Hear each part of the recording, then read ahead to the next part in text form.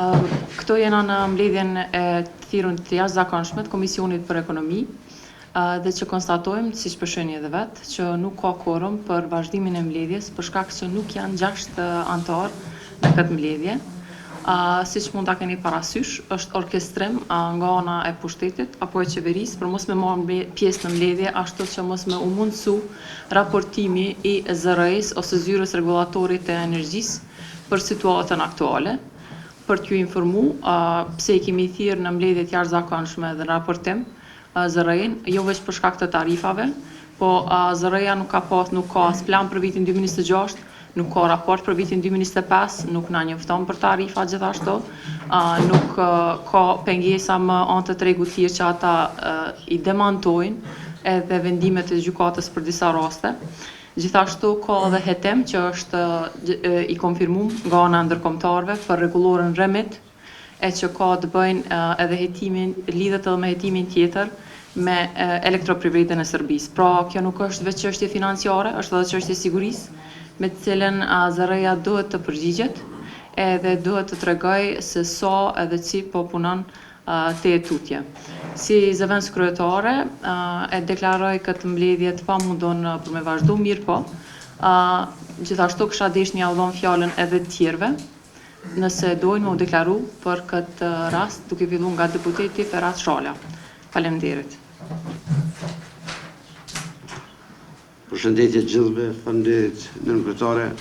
Vërtet është shqetësuese se si mazhoranca dhe pas kërkesës së deputetëve që të kemi një takim dhe një raport, bashkëbisedimi, po edhe raportimi me zyrën e rregullatorit të energjisë, sektor ky që i cili në mënyrë jashtëzakonisht, të vështirë, po ballafaqohet nga presioni politik që po i bëhet, edhe jo pa fajin edhe të tij.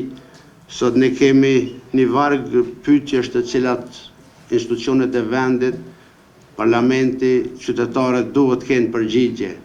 Çka po ndodh me afatet ligjore të 1 prillit që u dash të fillojnë rishqyrtimi tarifor, pra afat ligjor që po shkilet. Ne sot nuk kemi përgjigje për procesin e shtyrjes së afatit, po ashtu të liberalizimit të daljes në tregun e lirë të një pjese të konsumatorëve, dhe nuk kemi pyetje se si ka si është mundur që të koincidoj shtyrja daljes në tregun e lirë të konsumatorëve me procesin tarifor. Nëse është kështu dhe janë të mvarura, duhet na shpjegojnë a është ligjore dhe pse po ndodh kjo. Ne sot nuk kemi raport për procesin hetimor të filluar në importet e energjisë, të cilën proces e patën përshëndetur apo patën deklaruar publikisht edhe kryeministri, edhe ministri apo edhe ZRE-ja që ka një proces hetimor për importet e energjisë, dhe sot qytetarët e vendit dhe institucionet nuk kanë asnjë informacion deri ku ka shkuar çështja e hetimit nga zyra rregullatorit dhe vërteta ka filluar procesi hetimor, cilat janë të gjetura. Ne sot edhe pas 3 vitesh nuk kemi raport që po në këtë komision me një përbërje tjetër pa të ngritë shqetësimin e keqpërdorimit të skajshëm të jo balanceve në Iber-Lepens, e proces të cilën e patën konfirmuar pikërisht zyra rregullatorit që ka një proces hetimor dhe ka të gjetura, por raport ky hetimor i cili asnjëherë nuk ka kaluar në bordin e zyrës rregullatorit dhe asnjëherë qytetarët nuk e dinë se çka ka ndodhur me çështjet e jo balancave gjatë vitit 2024-2025 në Iber-Lepens.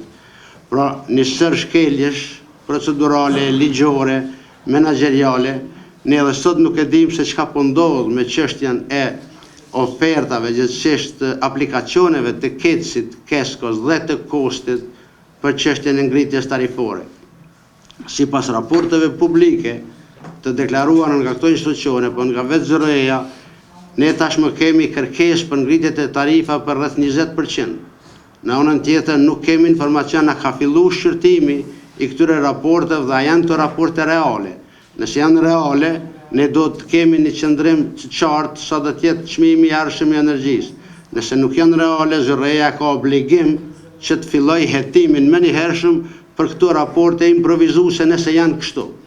Pra ne duhet ta kemi një qartësi se çka na pret në ditët e ardhshme në këtë sektor dhe këto përgjigje duhet t'i marrim patjetër nga rregullatori, po edhe nga qeveria dhe institucionet tjera. Edhe njëherë kërkojmë që ky komision të funksionalizohet dhe t'i kthehemi sektorit bazë.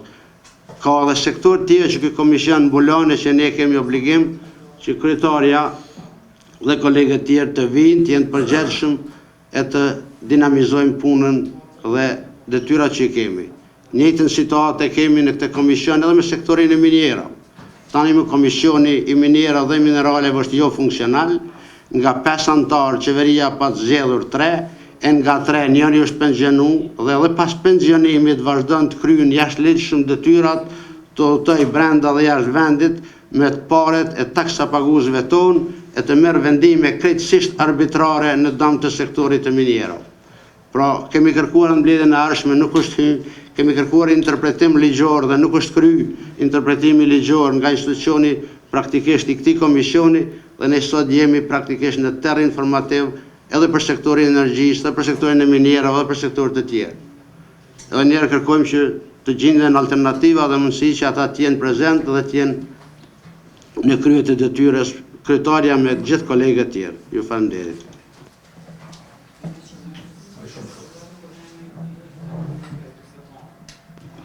Faleminderit shumë, zona Miri.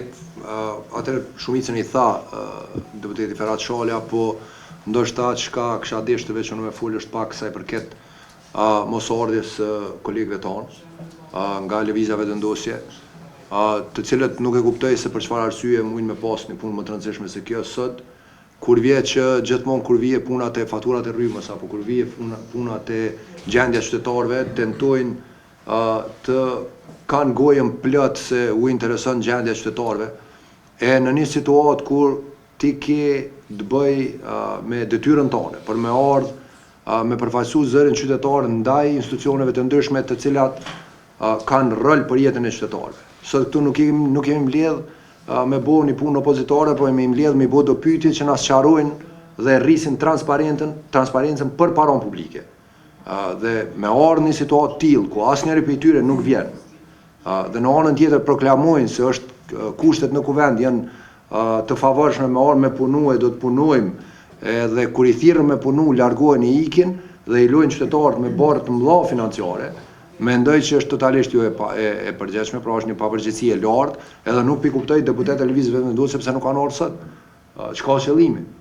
Cili është qëllimi mos me ardhur sot, me u paraqit, me bo pyetje, me kërku transparencë, me po çysh është gjendja e energjisë elektrike, cilat janë detyrimet e tyre nëse nuk i kanë detyrimet ndaj qytetarëve.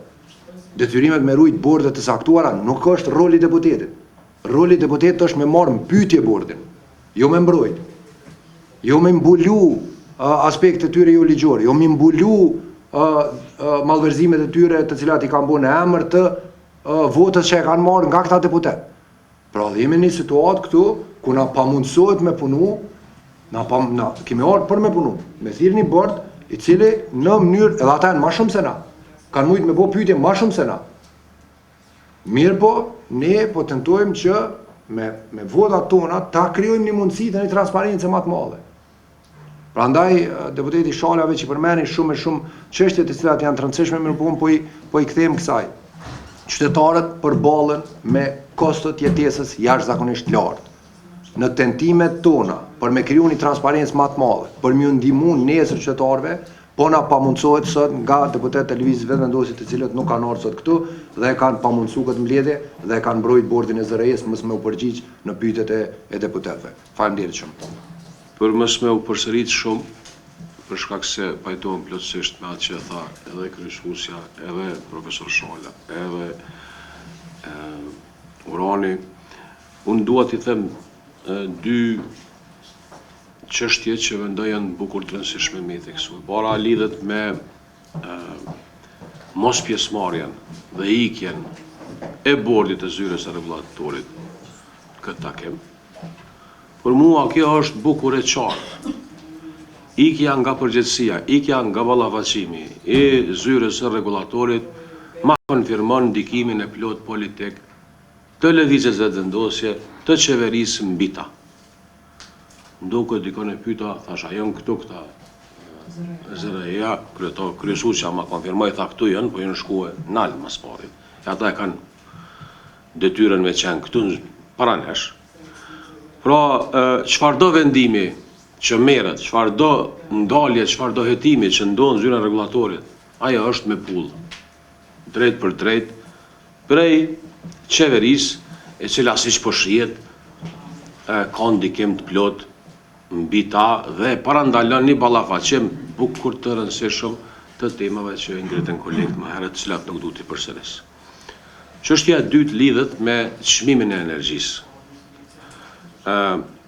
Paralajmërimet për ngritjen e çmimit të energjisë, respektivisht tarifave, do të krijonte një kollaps ekonomik të plot dhe do të afundoste ekonominë e Kosovës. Ngret çmimin e naftës, ngritet çmimin e energjisë, mos bë asnjë veprim me ndihmu sektorin që prodhon që pagun taksa, bloko shtetin, mos e zgjidh presidentin, krejto e kanë vesh një janë. Hoqa e ndërtesës atje që është qeveria, dhe fatkeqësisht edhe sot shihet që unë s'kum besu që nuk vinë këta të ZRE-s, antarët e ZRE-s, me bindje se kanë detyrë, se për këta që zvinë oran këta, do të vedi këta, me thojnë mos të zhryp një poshtë dhe ditën e mirë, nuk i kemi këto. Andaj kjo është një, me të vërtet është një keqardhje e madhe dhe kjo mos ballafaqim pasi dyshim e përshkruan gjendjen e rëndë të kapjes së shtetit edhe të institucioneve të pavarura. Faleminderit. Atëherë, për fond,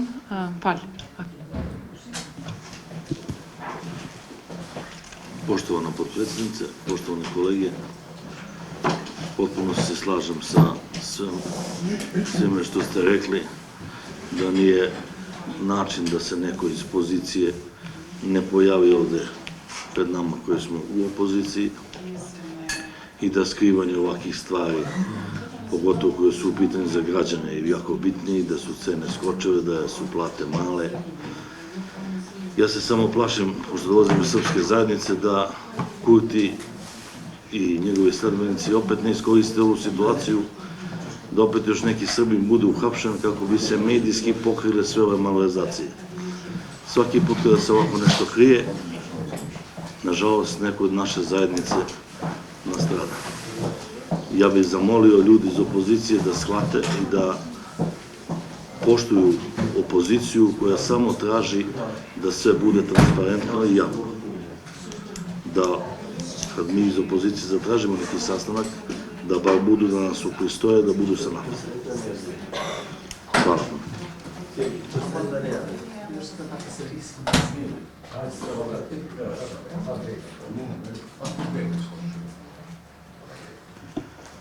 Kërkojnë falje, teknika nuk ka pas mundësi me përkthy çfarë keni thonë gjithën, besoj se disa penjeve që e kanë kuptu. Për fund, deshta me ju rikonfirmu që kjo mund tjetë fundi i pushtetit vetëvendosjes, po kjo nuk e ndalën punën në transparencë. Kam prova të mjaftueshme që kjo është skandali më i madh, domethënë hajnia në sektorin në energji, është skandali më i madh që ka ndodhur më herë, bile ka mbrojë edhe në ministri. Pra, sado që mundohemi më shef informata, dikur do të dalin, megjithëse i kam dërguar kërkesat në AIP, në Agjencionin për Informatë dhe Privatësi, do të shkoj deri në fund bashkë me kolegët nga opozita, që të nxjerrin informatat edhe të rikonfirmohet edhe një herë, jo veç për rregullat e bartjes së energjisë, e cila është pranuar tash të jetë hetim, edhe me të cilën janë zvogëluar shpenzimet e bartjes, gjithashtu do të delën pa se si është sabotuar sektori i elektroenergjetikës nga pushteti vetëvendosje për vitin e 5 tani. Faleminderit shumë, edhe shihemi hera tjera.